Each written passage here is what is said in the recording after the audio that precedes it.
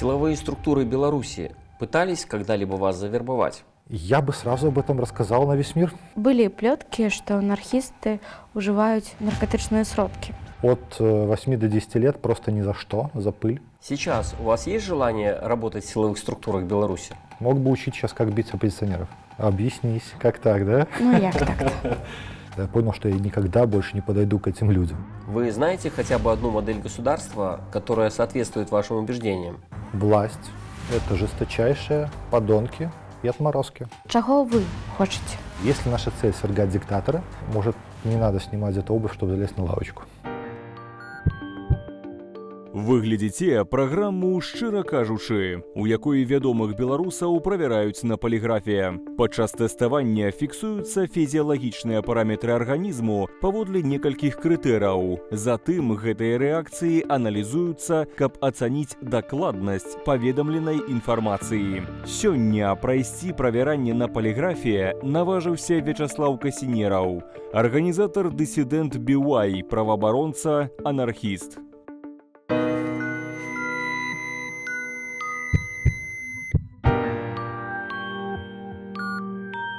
Вячаслав, вітаю. Дякую вам вялікі, што вы сёння да нас прыйшлі. Зараз вы праходзілі нашае тэставанне на паліграфе. У мяне ўжо ёсць адказы на ўсе пытанні, і мы з вами можам пачынаць. Привет, супер, давай. Вы когда-нибудь голосовали на президентских выборах в Беларуси? Нет. І наш паліграф лічыць, што вы адказалі нам шчыра. Наколькі я разумею, што ваши погляды не дазваляюць вам хадзіць на выборы, так?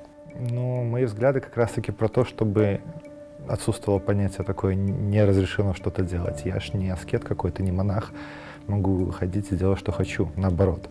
Другой вопрос, что это отвратное действие, в принципе, исходя из моих убеждений. Наколькі даўно у вас такія думкі? Ці заўсёды так Ну, было? вот касательно выборов... Не адразу ж вы стали анархістам? Касательно выборов именно это было всегда почему-то, потому что ну, это какая-то виноводочная пляска, то есть обычно происходит на этих участках, и колбасная такая еще. Поэтому вот именно к этому отвращение, конечно, было всегда. Ну, такое внутренняя неприязнь какая-то. Потом-то, конечно, оформилось идеологически. Вы знаете хотя бы одну модель государства, которая соответствует вашим убеждениям? Нет. І наш паліграф лічыць, што вы адказалі нам шчыра. Што павінна адбыцца, каб ваши погляды суадносіліся з прынцыпамі існавання дзяржавы? А это исключено в самом предложении. Государство – это системное насилие, которое оформлено в виде там, налогов, в виде денежной системы, бюрократического аппарата, полицейского аппарата. И все это нам навязано, мы все это не выбрали, как и наша национальность и прочие вещи. Все это должно отринуться и замениться хотя бы каким-то общественным договором, в котором каждый будет принимать участие. Потому что если, например, спрошу вас, а рисовали ли вы, например, границу Беларуси? Вот так, как она есть. Проводили? Нет. Карандашиком, маркером? Нет. И никто из нас не проводил. Но при этом там стоит забор, метр от которого в разные стороны мы уже должны иметь и обладаем разными правами. Калі шчыра, я не до конца разумею, чого хочуть анархісти. І попрошу вас патлумачыць мне. А все разного. Вот Чего вы хочете? я, наверное, представитель редкого такого анархиста. Я анархоиндивидуалист, наверное, больше. И я за неограниченную, необусловленную самореализацию и свободу. Ну, еще меня очень сильно волнуют вопросы экологии и биоразнообразия. То есть я такой зеленый анархонигилист, наверное. Я хочу, чтобы виды на планете Земля перестали вымирать. А сейчас как бы мы находимся в эпохе антропоцена, и это самое сильное сейчас вымирание происходит за 65 миллионов лет. И все как бы катится к очень нехорошим вещам. Я хотел бы, наверное, просто дышать, как и все люди, чистым воздухом, видеть леса, видеть разные биологические виды, чтобы моя дочь видела разные биологические виды, дышала свежим воздухом. Это банально, но сейчас как бы мы делаем все для того, чтобы этого не было. Вы когда-нибудь хотели работать в силовых структурах Беларуси? Да. Сейчас у вас есть желание работать в силовых структурах Беларуси? Нет. І наш паліграф лічыць, што вы адказалі нам шчыра. Калі? Чаму? Даже два раза я пытался. Як? Во-первых, я вот искал справедливости какой-то. У меня было обостренное чувство, я хотел нащупать, как вот можно этот мир сделать лучше. Ну и снова-таки, воспитанный в том числе отцом, который бывший майор Губопика, пока дети там играли в игры какие-то во дворе, я ходил иногда в лес, стрелял с мелкокалиберного снайперского ружья, с пистолета Макаров. Понятно, что какой-то вайб накладывается. Самое неизгладимое впечатление на меня произвело общение, когда я уже занимался активно тайским боксом, имел какие-то успехи, выступал на республике, занимал места какие-то на соревнованиях. И меня просто вот попробовали: слушай, вот там есть знакомые, ОМОН на транспорте, пойдешь рукопашным тренером туда, тренером по рукопашному. Вот. Мог бы учить сейчас, как бить оппозиционеров. И я пришел и пообщался с, там, я не помню, полковник или подполковник был, такой огромный дядечка, сидит в кабинете, у него калаш на стене, там краповый берет, и начинает он со мной общаться, тупит глаза, взоры такой, ну, каждый же, говорит, имеет право на свое мнение. И я вижу, то есть за этим ненависть такую жесткую, то есть он не то, что как бы снова-таки он далек от этих пониманий, там, свободы, прав и чего-то, он это ненавидит, он готов это душить. И я прям даже испугался, тогда я понял, что я никогда больше не подойду к этим людям, я просто знаю теперь, кто они. Ці маеце вы жаданне працаваць цяпер у сілавых структурах Беларусі? Вы адказалі не. Ну, конечно, І наш паліграф лічыць, што вы адказалі нам шчыра. Фу. Силовые структуры Беларуси пытались когда-либо вас завербовать? Нет. І наш паліграф лічыць, што вы адказалі нам шчыра. Ну, вообще обычно вербуют кого? Вербуют того, кто так или иначе задействован в гражданской какой-то жизни, активности, в политической жизни. Я был тогда еще от этого далек, а когда я попал в активизм какой-то уже политический, то я попал там практически с, я не знаю, с корабля на бал, наверное. Там, через буквально несколько лет сразу там уголовное дело и так далее, громкое. Кроме того, такой еще секрет расскажу, они кроме того, что вот они снимают нас, там на акциях, условно говоря, когда мы ходим на митингах, они еще снимают друг друга. То есть это потом все очень тщательно анализируется, как кто себя ведет, как реагирует на какие-то стрессовые ситуации. Ну и, наверное, на меня посмотрели и подумали, что со мной не о чем разговаривать в плане вербовки. За чого, як ви лічыце? Я бы сразу об этом рассказал на весь мир, хотя бы по этой как бы причине, а вообще это как противоречит их методам, то есть вербовка — это вещь секретная. Вам известны случаи, когда силовым структурам Беларуси удавалось завербовать кого-нибудь из анархистов? Нет. І наш паліграф лічыць, што вы адказалі нам шчыра. А ці магчыма увогуле завербаваць анархіста? Я, конечно, могу сейчас сказать, нет, ни в коем случае, анархисты — это суперлюди. Но на самом деле я не знаю. И, наверное, такое было, конечно, в истории. Другой вопрос, что в Беларуси это определенный отбор. То есть анархисты — это наиболее отчаянные ребята. То есть это первые, кого начинают мочить диктатура, в случае чего. Организация структурных анархистов в небольшие группы друзей, такие аффинити-группы они называют, там, до 10 человек, она исключает возможность того, что туда как прям сексот какой-то может проникнуть. Ну, не придет туда, это не организация из 100 или 1000 человек. Не может там быть агента, тебя сразу увидят. Існуе такое меркаванне, што анархісты яны наиболее радыкальны. Ці так гэта? Да. Смысл в чем? Смысл в том, что радикализм, он же бывает не только деятельный, он бывает еще идейный. Как идея, анархизм, он, ну, наверное, одна из наиболее радикальных современных идей, безусловно.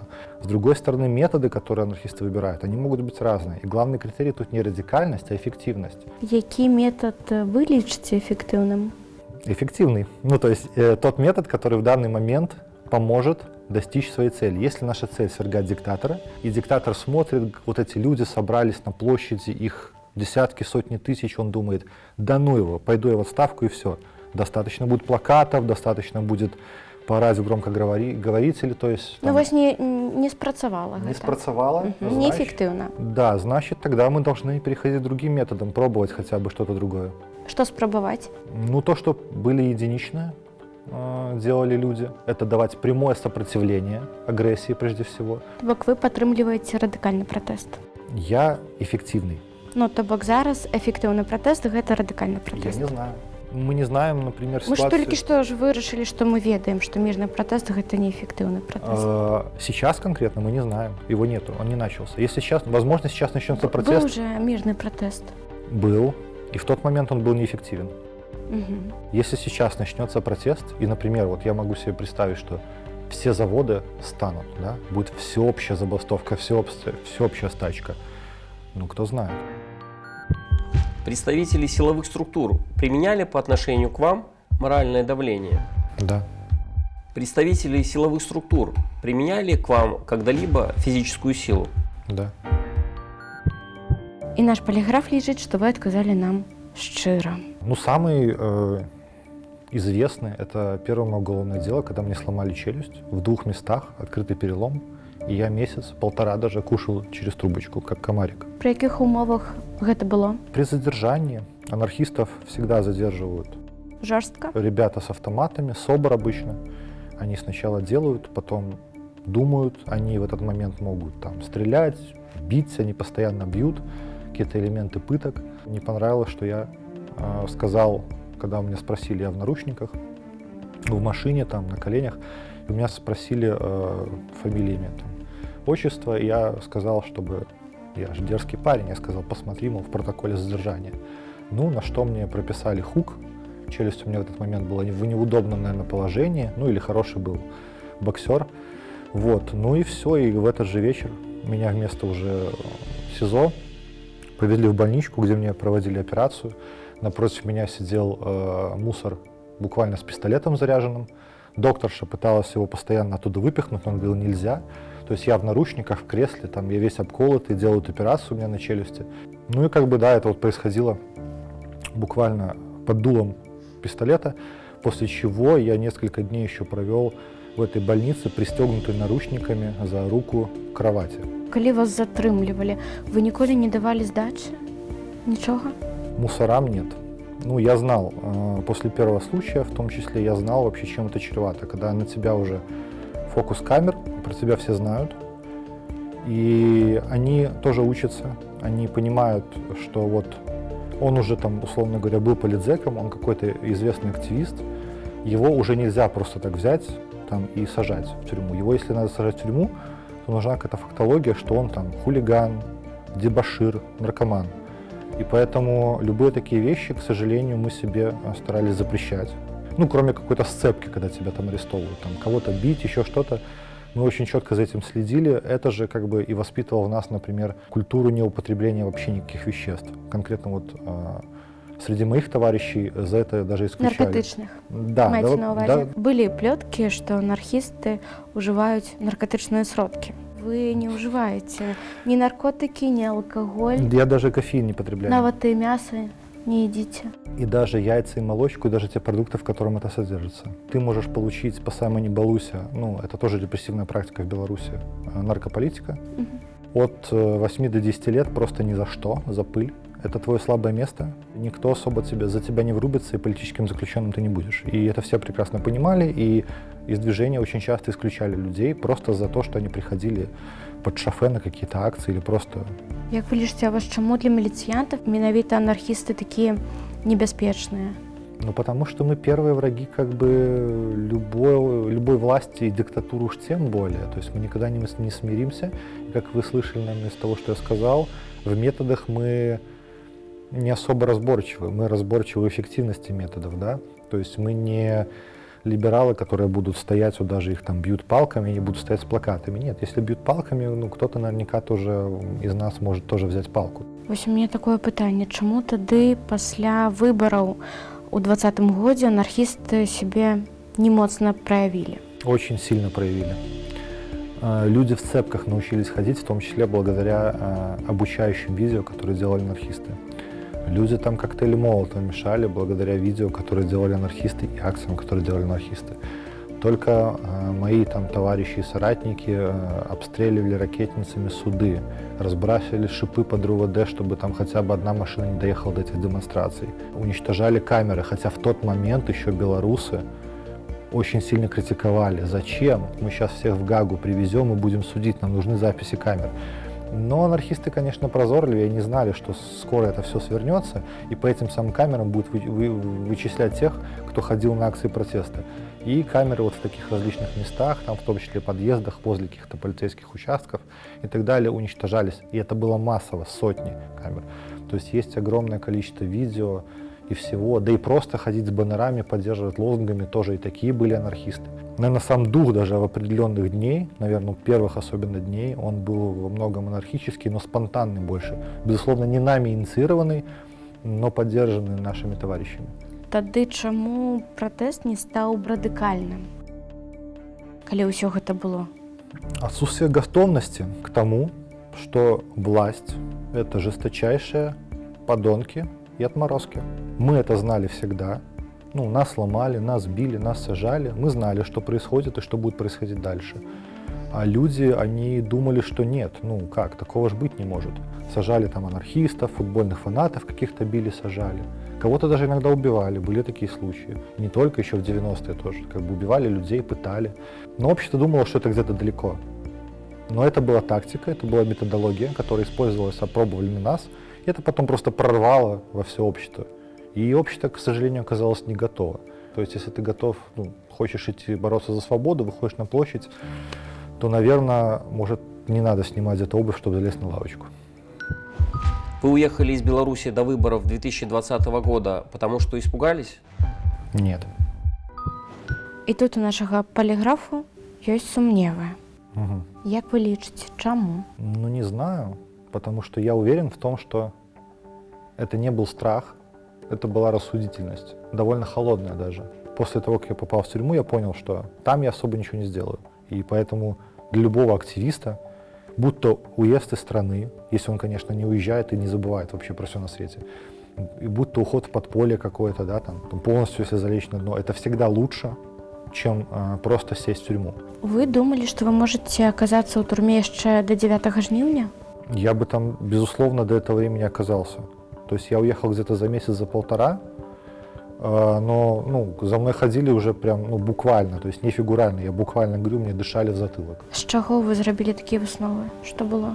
Потому что я так жил последние 10 лет своей жизни. Последние 10 лет своей жизни я выходил из дома, большинство случаев, с портфелем, в котором лежала книга, трусы, носки, зубная щетка.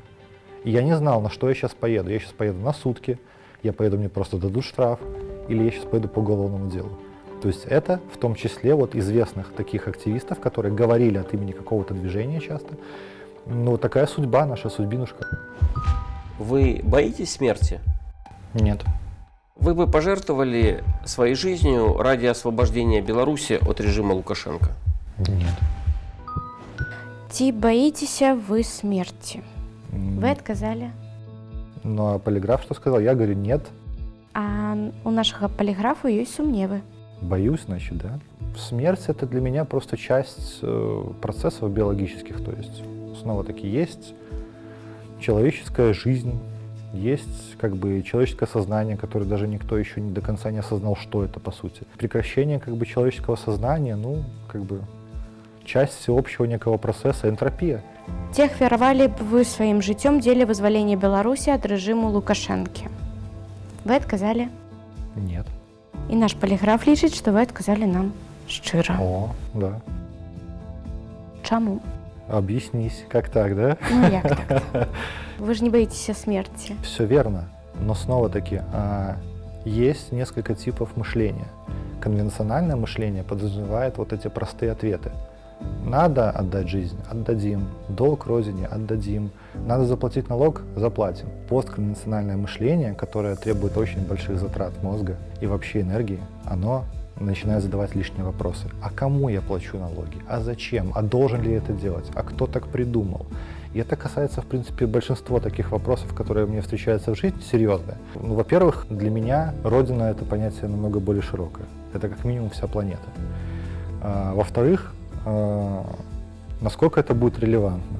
В-третьих, а что будет, когда я отдам жизнь и сделает это, останется, возможно, это бессмысленным, да, то есть после этого придет какой-нибудь российский генерал и так далее. Мы не знаем этого, то есть у меня возникает огромная куча вопросов, пласт, поэтому, безусловно, нет. Уявім, што заўтра людзі выйдуць з пратэстамі на вуліцы беларускіх гарадоў. Ці вернецеся вы без ваганняў на радзіму? Нет, конечно. Чаму? Потому что в этом предложении есть одно слово, которое очень сильно все меняет. Якое? Без ваганняў. Трэба паразважаць. Конечно. Ну, Кольки? это же большая глупость, если как только что-то происходит, кидаться, сломя голову, что-то делать. То есть должна быть стратегия, должно быть понимание, что происходит. А надо ли я там сейчас, или может я больше надо тут, чтобы помогать туда. А может быть это протесты, которые там сейчас однодневные закончатся. Да? Вот очень много было шумихи там с Пригожиным, да. Але калі будзе у шмат каго столькі ваганняў, то ніхто ж не паедзе. Мабыць, патрэбныя вось гэтыя людзі, якія без ваганняў паедуць. Вот это романтический, эмоциональный взгляд, который, к сожалению, вот я должен сказать вам, обречен на поражение. Почему? Потому что диктатура, когда там что-то происходит, вот как практик сейчас говорю, она ощерится оружием. Первое, что будет сделано, закрыты границы. Там будет такой режим, там будут расстреливать все, что подходит и подъезжает. Тут даже мы первое, что должны понять, а уровень протеста какой. А военные хотя бы часть, они перешли к протестующим. Потому что если нет, вот это все романтическое сердце, вот это все, весь порыв, он будет с вышек расстрелян прямо, там, я не знаю, за сколько-то километров, короче, или с дронов. Весна – это конкурент Dissident Buy? Нет. І тут у нашага паліграфу ёсць сумневы. Вот так вот. Як вы лічыце, чаму? Подкинули. Но он сомневается, да? Сомневается. То есть это, да, это неправда. Хорошо. Я не знаю, возможно, потому что конкуренция бывает разная. И наша, возможно, конкуренция, если она и есть, то она такая конструктивная, в рамках которой взаимные, скажем, упреки, взаимные как бы вызовы, они подстегивают развиваться. То есть какие-то практики берутся у одной организации, какие-то наоборот у другой, и мы как бы вынуждены соответствовать высокой рамке, которую мы сами себе устанавливаем. Поэтому я точно не считаю их конкурентами на самом деле, не знаю, почему Полиграф сомневался. Вы считаете подходы правозащитной деятельности Dissident Buy более актуальными, чем у весны? Да. І наш паліграф лічыць, што вы адказалі нам шчыра.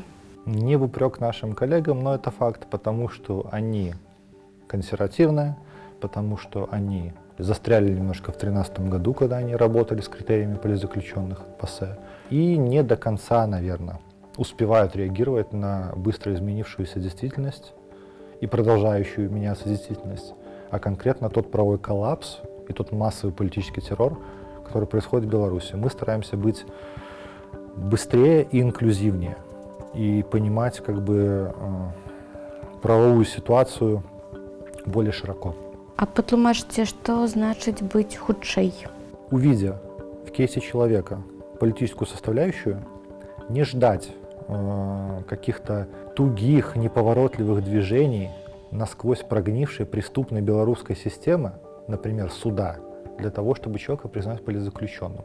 Этот суд ничего не меняет, он закрытый. Там нет надежных адвокатов, то есть защитников человека законных. Там нет ничего от того, что называется право человека в современном цивилизованном мире. Нам незачем ждать вот этих всех, вот этого цирка бессмысленного, да? То есть мы видим в составе дела политической составляющей, мы признаем человека. Если мы где-то ошиблись, мы исходим из принципа презумпции невиновности, что является естественным правом человека. Мы потом как бы будем менять свое решение по ходу дела. Но сейчас, в моменте, мы лучше окажем лишнюю помощь людям, чем не окажем ту помощь, которая людям необходима, но она не оказана. Это как бы более гуманистично, мне кажется. Што дае чалавеку вось гэты статус палітзняволенага? Огромное преимущество, начиная от того, как он чувствует себя там внутри. Он уже знает, что он не просто брошенка какая-то, не просто какой-то обшибшийся человек, который непонятно зачем, почему вышел, его там западные медиа толкнули там, на какие-то преступления. Нет, он человек, который выступает за демократию, за свободу, за лучший мир. И это признают широким кругом, где-то там за границей и тут тоже. То есть он уже не простой уголовник. Он может рассчитывать на поддержку. Это единственное, что спасает вообще там. Тебе пишут, ты понимаешь, что то есть вот она, живая поддержка. На материальную поддержку, на поддержку семьи человека, на то, что когда ты отбудешь этот срок преступный, и, например, или кто-то из твоих родственников попытается убежать, или, может, ты там сможешь как-то успеть выскользнуть из этих тисков, то где-нибудь в другой стране тебе не скажут, что за уголовник к нам приехал. К тебе отнесутся как к человеку, борцу за демократические изменения в мире. То есть Статус политического заключенного, вот тем мы еще отличаемся от весны тем, что вот в конце всего мы ставим то, что это мониторинг ситуации в Беларуси, всего ужаса. А, наверное, для них важнее прежде всего промониторить ситуацию, как оно все плохо. А вот все как бы именно то, что может реально помогать человеку, да, как вот цитируя представителей весны и БХК в свое время они так говорили, что вот эти все плюшки от этого статуса, они как бы ставят в конце. Мы все-таки считаем, что практическое применение вот этого статуса, оно, наверное, наиболее важно, чем даже показать, как в Беларуси все плохо, потому что мы работаем с судьбами настоящими людей. Вячеслав, гэта былі ўсе пытанні. Дзякую вам вялікі, што вы на іх адказалі, і дзякую вам за вашу шчырасць. Спасибо вам. У нас у гасцях быў Вячеслав Касінераў. Гэта была праграма «Шчыра кажучы», і я вядоўца Арына Маліноўская. Да сустрэчы. Наступным разам паліграф пройдзе YouTube-блогер Ярослаў Пісаренка.